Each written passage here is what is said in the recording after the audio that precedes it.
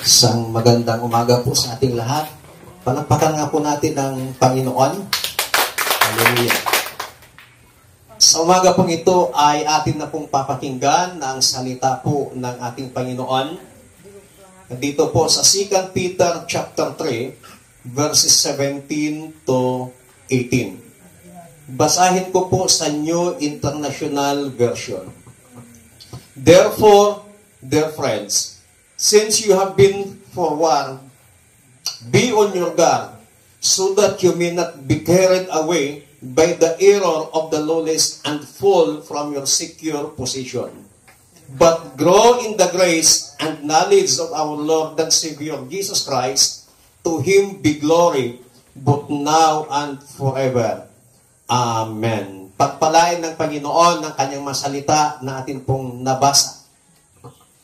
Yung tema ng mensahe na atin pong tatalakayin ngayon is growing in God. Yung lumago tayo sa Panginoon. Paglago sa atin pong Panginoon. Sa isang tao, meron pong tinatawag na stages of growing. Meron tayong tinatawag na infant, mula doon sa bata.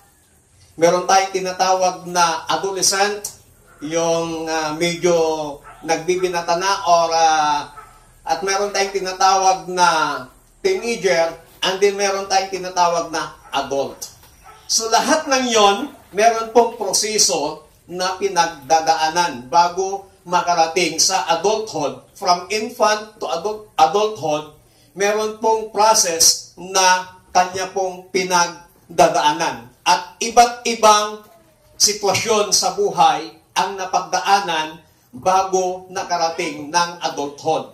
Kaya minsan, yung mga matatanda, sinasabi nila sa mga bata ay, bata ka pa, marami ka pang kakaining bigas. Pinagdaanan ko na lahat ng yan. At meron namang mga tinatawag ng mga bata sa mga matatanda na matandang walang pinagkatandaan. So, lahat ng bagay na yon, lahat ay meron pong process.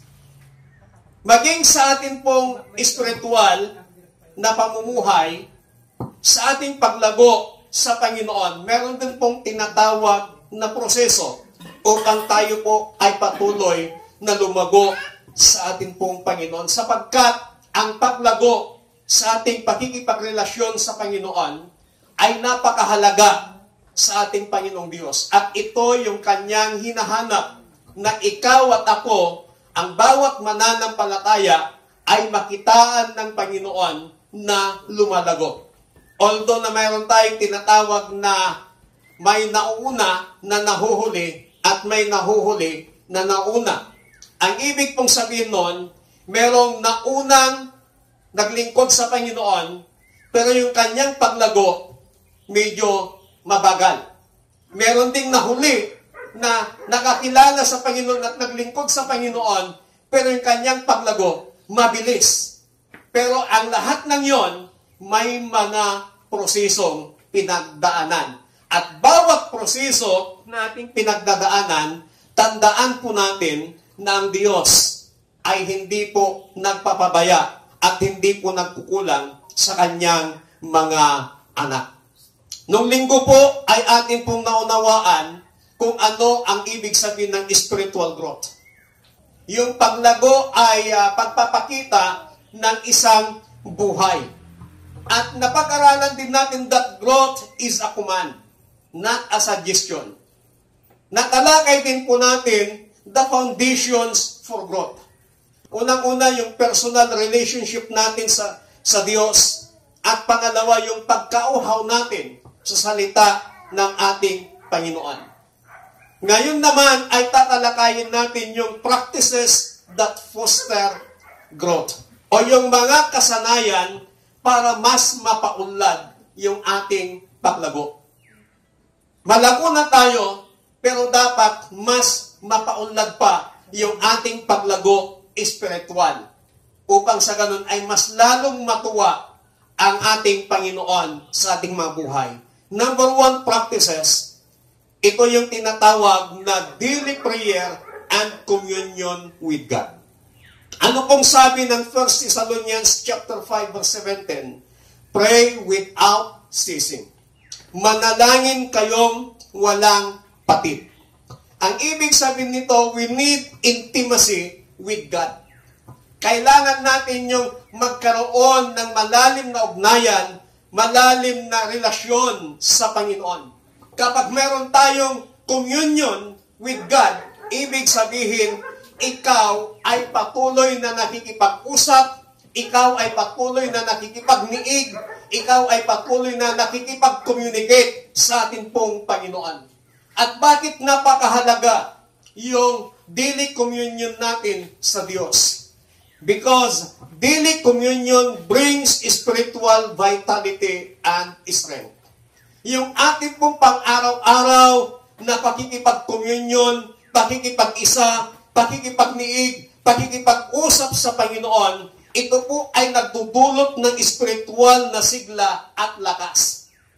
Kapag hindi ka nakikipag-usap sa Panginoon, kapag hindi ka po nakikipag-communion sa Diyos, kapag hindi ka nakikipag-isa sa Panginoon sa loob ng isang araw, kapatid, ang mangyayari sa buhay po natin, ikaw ay magkakaroon ng kalungkutan para bagang walang sigla ang buhay mo, wala kang lakas, kasla ka lang aglaladot, para ka lang tinatamad. Why? Kasi hindi ka nakipag-usap sa Panginoon, hindi ka nakipag-niig sa Diyos, hindi ka nakipag-isa sa Panginoon. Sapagkat yung atin pong pang-araw-araw na pakikipag-usap sa Diyos, ito yung nagbibigay sa atin ng espiritual na sigla at lakas. Kapag ikaw ay mayroong espiritual na sigla at lakas, anumang sitwasyon, anumang pagsubok, anumang problema ang ating mapagdaanan, hindi ka basta-basta bumibitaw, hindi ka basta-basta gumigiba. Pangalawa, bakit napakahalaga yung daily communion? Daily communion is rooted in love, not obligation. Tandaan po natin, yung atin pong pakikipag-usap sa Panginoon, hindi po natin yan obligasyon. That is a sign of love. Kaya ka nakikipag-communicate sa isang tao, hindi mo dahil obligasyon mo makipag-communicate, pero dahil mahal mo ang isang tao, kaya ka nakikipag-communicate sa kanya. Ang pakikipag-usap natin sa Panginoon, yung pananalangin natin sa Panginoon, that is not our obligation, but that is a sign of your love to God. Kaya ka nakikipag-usap sa Panginoon dahil mahal mo ang Diyos. Tandaan po natin mga kapatid, ang pananalangin natin ay hindi natin obligasyon, but pagmamahal po natin sa Panginoon. Hindi natin pwedeng sabihin, meron tayong relasyon sa Diyos, kung hindi ka naman nakikipag-usap sa Kanya.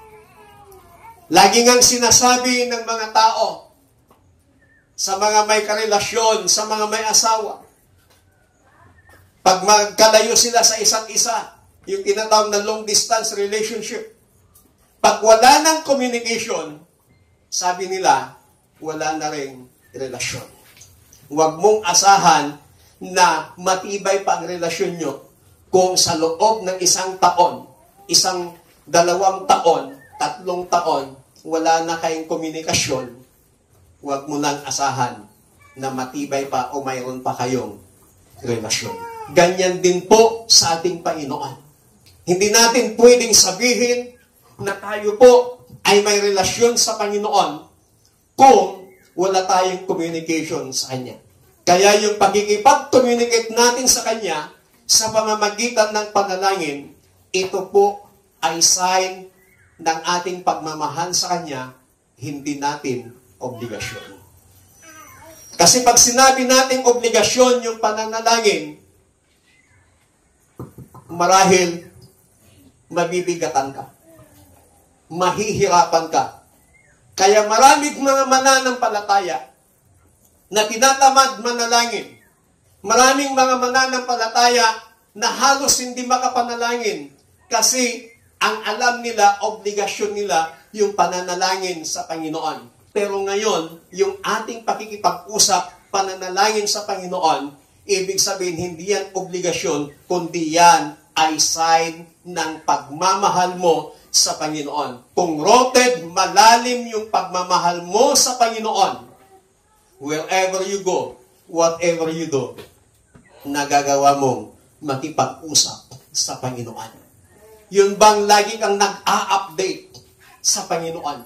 Ina-update mo yung buhay mo, ina-update mo yung sitwasyon mo, ina-update mo yung bawat plano mo, yung bawat gawain mo sa Panginoon. Why? Kasi nga, mahal mo ang Panginoon. Hindi mo obligasyon, kundi mahal mo ang Panginoon. Palakpakan natin ang Diyos. Pangatlo, bakit napakahalaga yung daily communion? Daily communion is not about routine. It's all about relationship. Kapag sinabi nating pakikipag-usap sa Panginoon, hindi yan pang-araw-araw na routine ng buhay mo o yung paikot-ikot na lang na ginagawa mo. It's all about relationship. Pag sinabi mong relationship, ibig sabihin, hindi routine yung ginagawa mo, kundi may relasyon ka sa Panginoon. Pinapahalagahan mo yung relationship mo sa Diyos. Kaya ka nakikipag-usap sa Panginoon. Kaya ka nakikipag-communicate sa Panginoon. Kaya ka nagbibigay ng update sa Panginoon. Dahil mahal mo at pinapahalagahan mo ang relasyon ninyong dalawa. Ayaw mo na ang relasyon nyo sa Panginoon ay mapalayo o manlamig. Kailanman po, ang Diyos ay hindi po lumalayo. Kailanman ang Diyos ay hindi po lumalamig sa kanyang pagmamahal sa atin. Nakabase po sa ating attitude, sa ating character, kung paano po mag-response ang Panginoon sa atin. Kung ikaw ay manlalamig sa pakikipagrelasyon sa Panginoon, then ang Panginoon, maghihintay lamang yan kung kailan ka magiging mainit sa pakikipagrelasyon mo sa Kanya. Kaya yung daily communion po natin sa Panginoon, hindi po routine yan. It's all about relationship. Pangalawa po na practices para mas mapaunlad natin ang ating paglago. Regular study and meditation on the Word of God. Pag sinabi nating regular, yung talagang nakaugalian, nakasanayan na pag-aaral ng salita ng Panginoon at pagninilay-nilay. Not just reading, but applying. Ano pong sabi ni Psalmist David in the book of Psalm 119, verse 105, Thy word is a lamp unto my feet and a light unto my path. Ang salita mo, Diyos, ang sabi niya, ay ilaw ng aking daraanan at liwanag ng aking landas. Napakahalaga po na atin pong pag-aralan at pagnilay-nilayan ang salita ng Panginoon. Sapagkat ito yung nagbibigay ng ating liwanag, ng landas, ng ating tatahakin sa ating buhay. Without the Word of God, marahil tayo po ay mapapariwara. Marahil tayo ay mapapahama.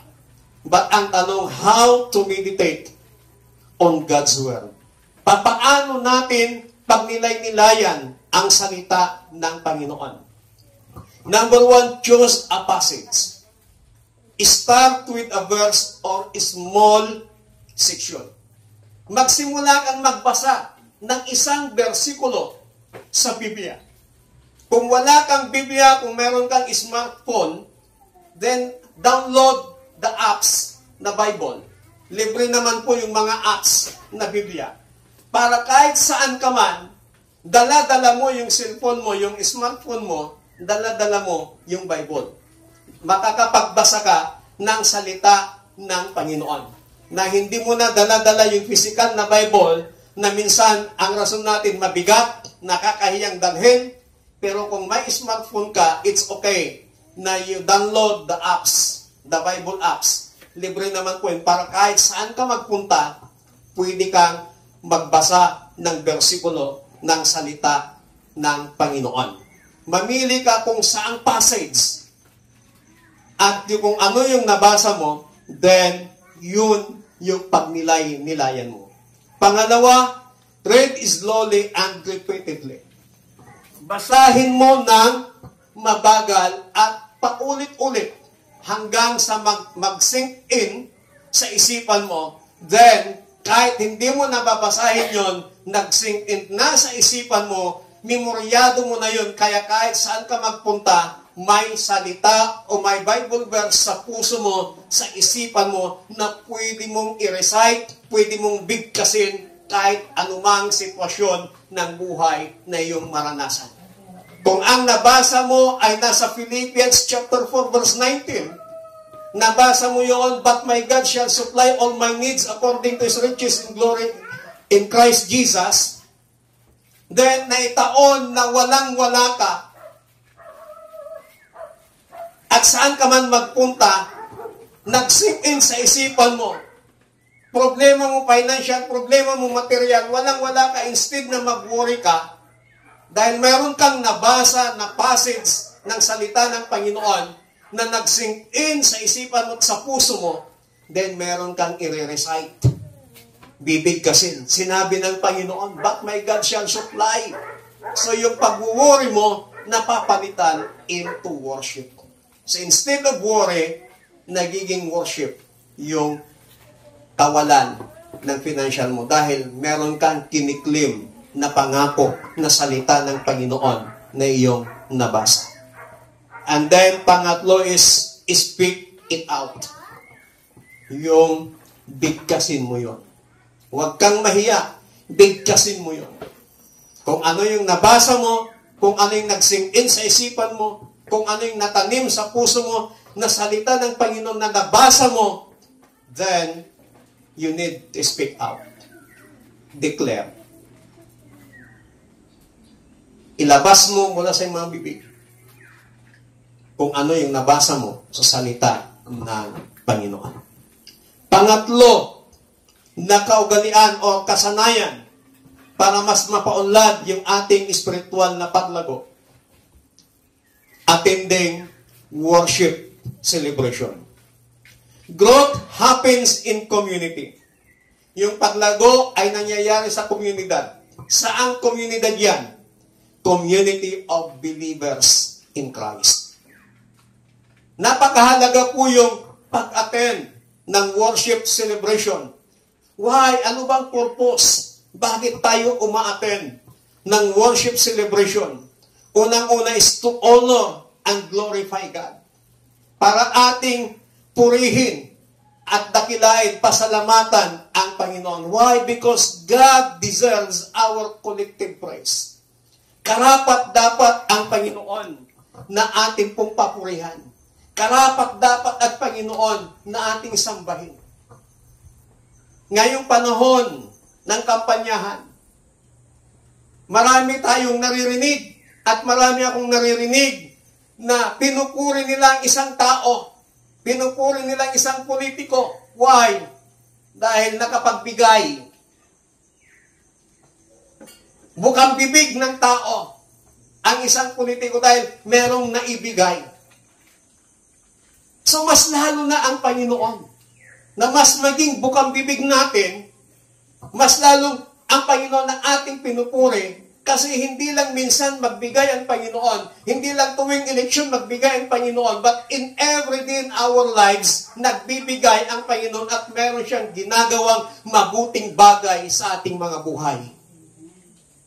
Kaya napakahalaga po yung pag-attend natin, pagdalo natin ng worship celebration upang ating mapapurihan, maparangalan ang Panginoon. Pangalawa, to encourage one another. Fellowship builds faith. Yung pakikipag-fellowship ay nagpapatatag ng pananampalataya. Ano pong sabi ng salita ng Panginoon? Sa Hebrews chapter 10 verse 25. Huwag nating kaliligtaan ang pagdalo sa ating mga pagtitipon gaya ng nakasanayan ng iba. Sa halip, palakasin natin ang loob ng isa't isa, lalo na ngayong nakikita nating malapit na ang araw ng Panginoon. Yan po ang sinabi ng salita ng ating Panginoon na huwag nating kalilimutan ang pagdalo ng ating pagtitipon. Bakit? Ano bang purpose? Upang, sabi niya, ay palakasin natin ang loob ng bawat isa. Kung ikaw ay dumalo sa isang pagpupuri, sa isang worship celebration, na meron kang problema at narinig mo yung nagpatotoo dito sa harap, na mas matindi pala yung kanyang pinagdaanan sa buhay, at narinig mo na naging matatag siya, narinig mo kung paano siya naniwala, narinig natin kung paano siya nanampalataya sa Panginoon, kung paano niya pinanghawakan yung salita ng Panginoon, at narinig natin na hindi siya pinabayaan ng Panginoon. Di ba? Doon pa lang napapalakas na po tayo. Yes, church is not perfect. Hindi tayo perfecto. May mga ibang kahinaan po tayo. Kasi we are only humans. May kanya-kanyang kahinaan tayo. But hindi yung kahinaan ang ating titingnan, kundi yung kalakasan na nagmumula sa ating Panginoon. Hindi po perfecto even priests, even mga pare. Hindi po sila perfecto, even mga bishops, hindi po sila perfecto, even mga pastors, hindi sila perfecto. May mga kanya-kanyang kahinaan din po sila. Ibig sabihin, ang church ng Panginoon ay hindi perfect because it composed with the imperfect people. Kaya kung ikaw ay perfectionist, nang tinitingnan mo lang sa church ay yung kahinaan ng bawat isa, kapatid, it's time for us na lumago. Iwanan natin yung ganong karakter, iwanan natin yung ganong attitude. Ay yung sabi ng salita ng Panginoon sa in the book of Hebrews na let us move beyond the elementary teaching. Kailangan lumago tayo doon. Kailangan mapagtagumpayan natin yun. Yung naghahanap tayo ng kahinaan, naghahanap tayo ng kapintasan. At kahit saan tayo magpunta, we cannot find a perfect church. Kahit pag-aano kaganda ang simbahan na yan, kahit aircon pa yung church na yan, meron at meron kang mapupuna, meron at meron kang makikitang pangit o kahinaan ng church na yan. Why? Because church, it will compose with imperfect people. Kaya dapat sa mga imperfect people, ang sabi ng salita ng Panginoon, tayo po ay magpalakasan. Ano pong sabi ng Kawikaan, chapter 27, verse 17? Bakal ang nagpapatalim sa kapwa bakal, at isip ang nagpapatalas sa kapwa isipan. Ano pong ibig sabihin nito? Kung yung bakal ang nagpapatalim doon, kapwa niya bakal. At yung isipan ang nagpapatalas ng kanyang isipan ay kapwa niya isipan. Ang ibig sabihin nito, kung ikaw ay malakas at nakapasama ka sa mga kapatid sa Panginoon, ikaw din ay napapalakas. Kaya kailangan po natin ang presence ng bawat isa. Kailangan po natin ang presensya ng bawat isa. Yes, may kahinaan ng kapatid mo. May kahinaan ng kapatid mo sa Panginoon. Meron kang nakitang kapintasan. But hindi ka mag-focus doon sa kahinaan niya. Huwag kang mag-focus doon sa kapintasan niya. Mag-focus ka doon sa kabutihan ng kanyang puso. I believe na kung may nakita kang kapintasan, kasiraan ng isang tao, I believe, meron pa rin kabutihan na nakita mo doon sa tao. At huwag mong hayaan na yung kabutihan ay mapalitan, mabalutan ng hindi mo nakitang kahinaan ng iyong kapatid sa Panginoon. Amen. Amen. Halimbawa, Sister Raquel, nakita mo kung gaano siya kabait. Nakita mo kung gaano siya hindi mo narinig kung paano siya magalit.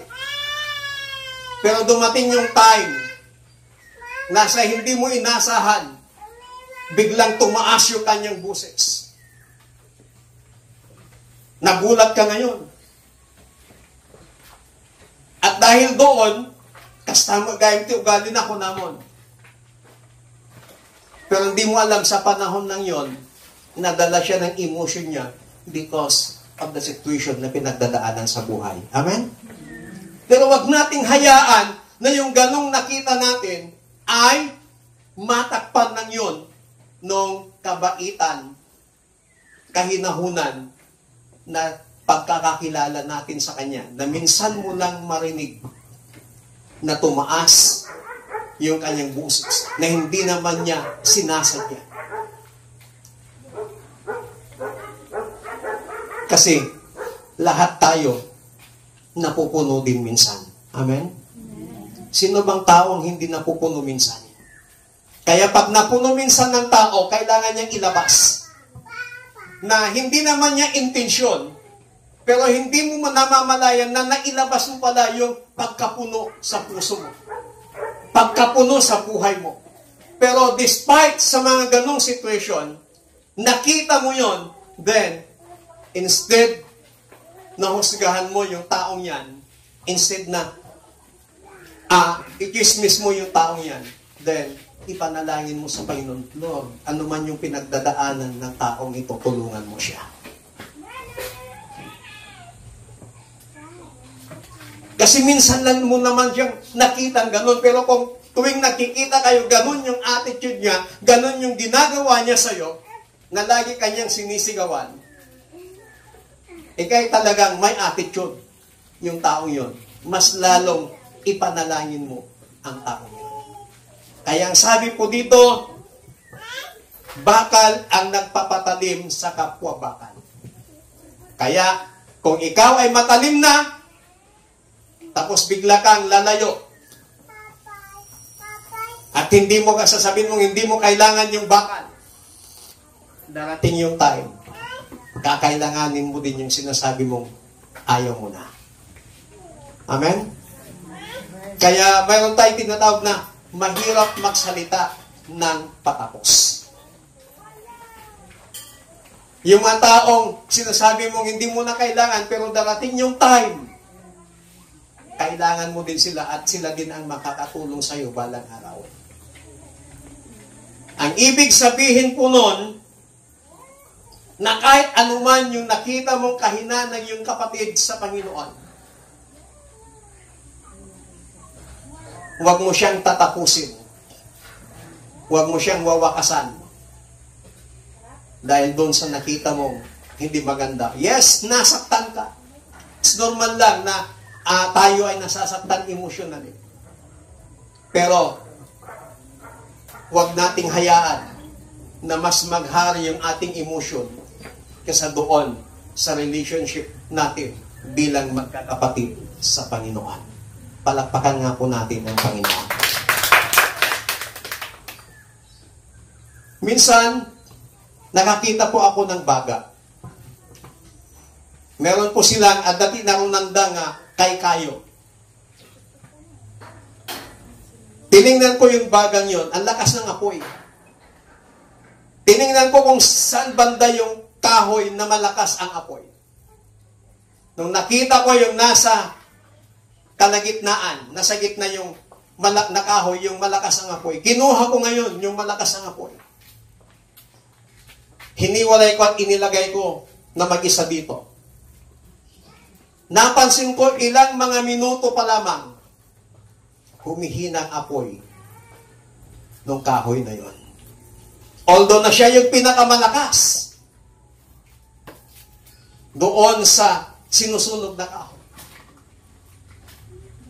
Tapos nung muntik nang mamatay yung apoy ng kahoy na yan, muli kong kinuha, ibinalik ko doon sa kanyang kagrupo. Nung ibinalik ko doon sa kanyang kagrupo ng mga kahoy kung saan umaapoy, biglang lumakas yung kanyang apoy. Ang ibig sabihin, kahit ikaw yung pinakamalakas, spiritual, sa loob ng church, pero kung ayaw mong makipag-fellowship, humihiwalay ka at nagsusulo ka, darating ang araw, yung apoy mong yan, hihina hanggang sa mamatay.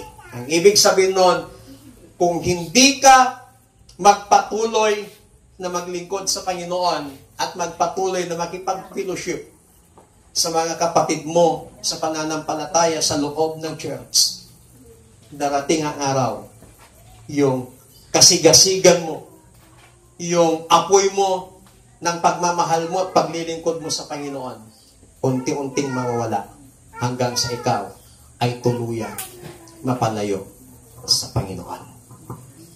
Naranasan ba natin yung mawalan ng appetite ng pagkain? Na kahit anong sarap ng pagkain na nakain,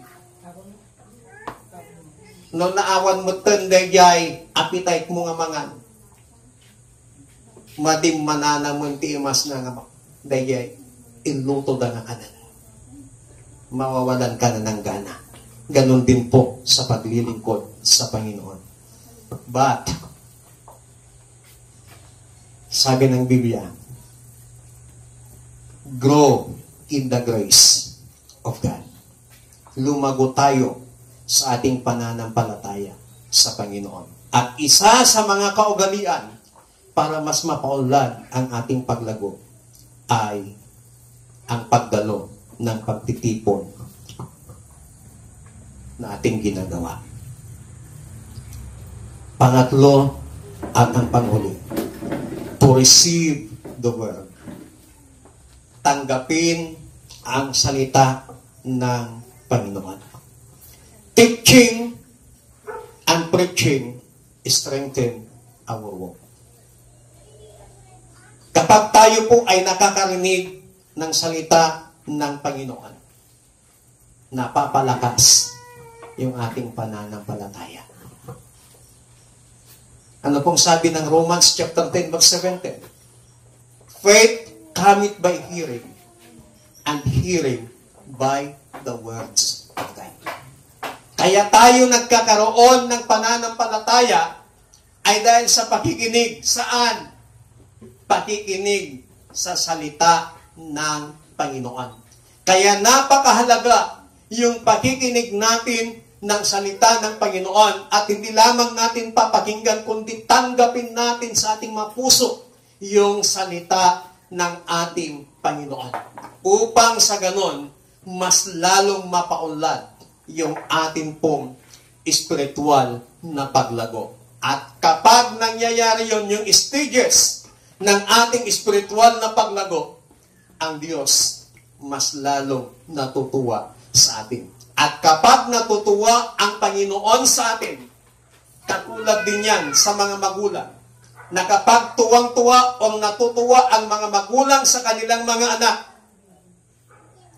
naparagsak na, tinaganap na, kahit hindi humingi yung anak, tinitreat ng magulang yung anak. Why? Naparagsak na ila. Ganyan din ang Panginoon. Na kapag napasaya natin ang Panginoon, kahit hindi ka humihingi, ibibigay ng Panginoon kasi tuwang-tuwa sa iyo ang Panginoon. Kaya sa atin pong paglalakbay, journey, bilang isang mananampalataya, naway makitaan tayo ng Panginoon ng ating spiritual na paglago. Tayo pong lahat ay tumayo. Muli nga po nating awitin yung inawit natin kanina na mga pangako ng Panginoon ay ating panghawakan. Mga pangako ng Panginoon ang ating tanging sandigan. Pangako ng Panginoon, hindi niya tayo iiwan, hindi niya tayo pababayaan. Nasa salita ng Panginoon yan. At sa ating patuloy na paglilingkod sa Panginoon, sa ating patuloy na paglago spiritually, panghawakan natin yung mga salita ng ating Panginoon na tayo ay hindi niya iwanan, tayo ay hindi niya pababayaan. Sasamahan tayo ng Panginoon. Whatever happens, whatever situation sa ating buhay, ang Diyos laging sa atin. Hallelujah. O, purihin ka, Panginoon. Sambahin ka, dakilain ka, Panginoong Diyos. Salamat sa iyong masalita na patuloy mo kaming tinuturuan. Patuloy mo kaming pinapalalahanan na kailangan po namin lumago spiritually. Hallelujah.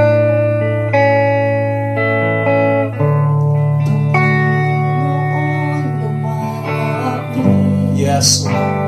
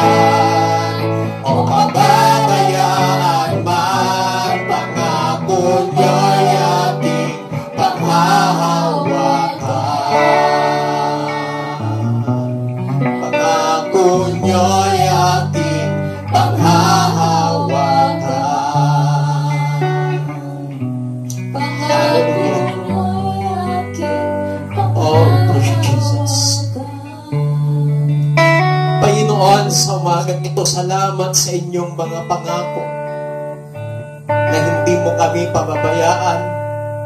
Kaya sa umagang ito, Panginoon, sa aming spiritual journey bilang isang mananampalataya, patuloy naming panghawakan ng iyong mga pangako. Patuloy naming paninindigan ng iyong mga pangako. Ang iyong mga pangako ang aming sandigan, Panginoon. Kaya patuloy mo kaming tulungan sa bawat araw ng aming mabuhay. Sa amin pong spiritual na paglago. Alam namin na merong mga iba't ibang pagdadaanan ang bawat isa bago kami lumago spiritually. Pero ang aming dalangin, Panginoon, patuloy mo kaming samahan. Patuloy mo kaming tulungan upang ang bawat stages ng aming spiritual na paglago ay amin pong mapagtagumpayan ito. At upang sa ganon, ikaw ay aming mapasaya sa aming mabuhay. Dakilang Diyos sa umagang ito, hindi ko alam ang pinagdadaanan ng bawat anak mo, bawat sitwasyon ng iyong mga anak. But Lord, I pray, continue to be with them. Continue to be with us. Let your promises, O God, maging totoo sa aming mabuhay. Maranasan ng bawat isa ang iyong mga pangako na hindi mo kami pababayaan, hindi mo kami iiwanan. Salamat, Panginoon, at tulungan mo kami, Holy Spirit, na lumago spiritually. Lumago ang aming pananampalataya.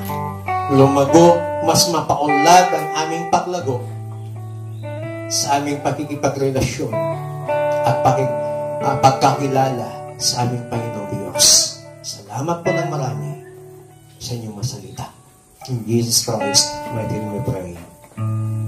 Amen. Palakpakan natin muli ang ating